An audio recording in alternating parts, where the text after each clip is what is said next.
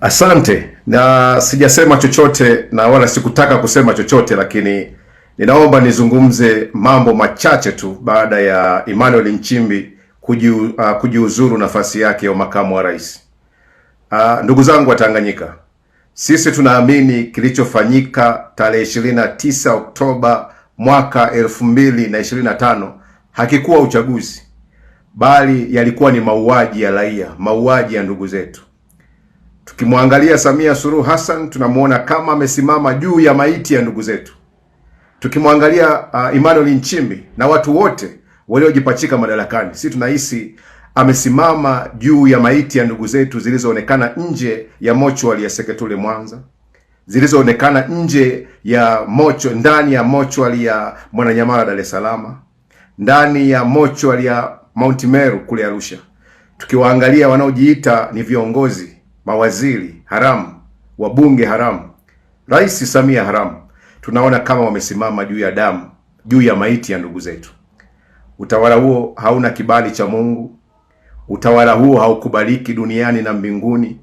Utawala huo ni utawala wa shetani, kama ambavyo kiganja kilimwandikia Nebukadreza, mene tekeli na perezi.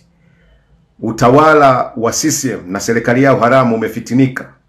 Hakuna mtu yeyote atatoka miongoni mwao kama hatoungana na wananchi. Hata leo Nchimbi asipozungumza lugha ya wananchi, hatuwezi kumuunga mkono.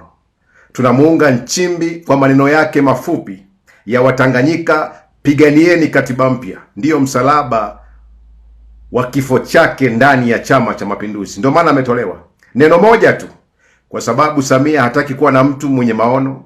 Anataka kuwa na machawa ambao watamsifia, kuanzia watendaji wa kata, kuanzia wabunge haramu, madiwani haramu, au wakuu wa mikoa na wakuu wa wilaya haramu.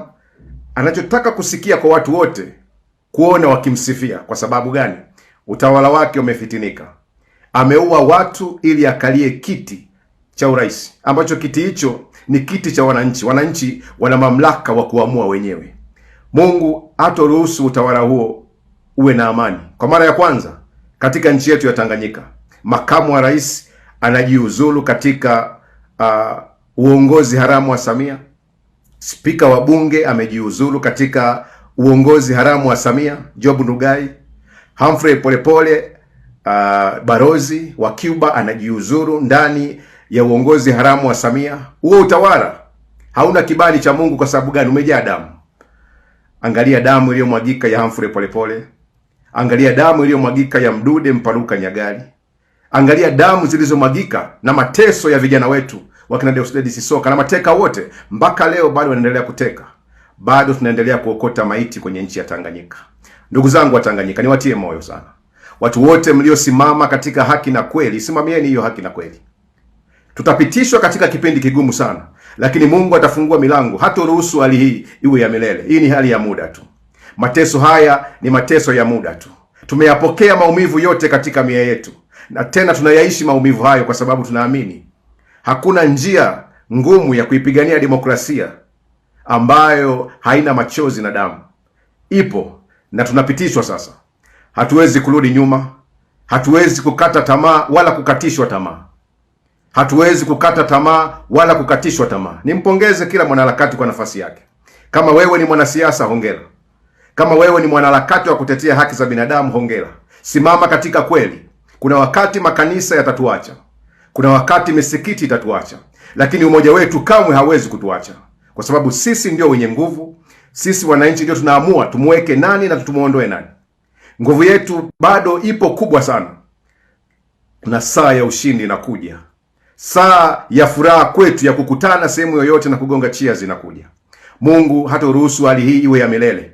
Mungu hatoruhusu maumivu haya yawe ya milele. Tutapata katiba mpya na kila Mtanganyika atajivunia kuwa kwenye nchi yake ya Tanganyika. Asante sana na Mwenyezi Mungu abariki sana. Sisi tunaoijua nchi yetu, tunaoipenda nchi yetu, kamwe hatuwezi kunyoosha mikono juu. Kamwe hatuwezi kupiga magoti. Kamwe hatuwezi kusalenda.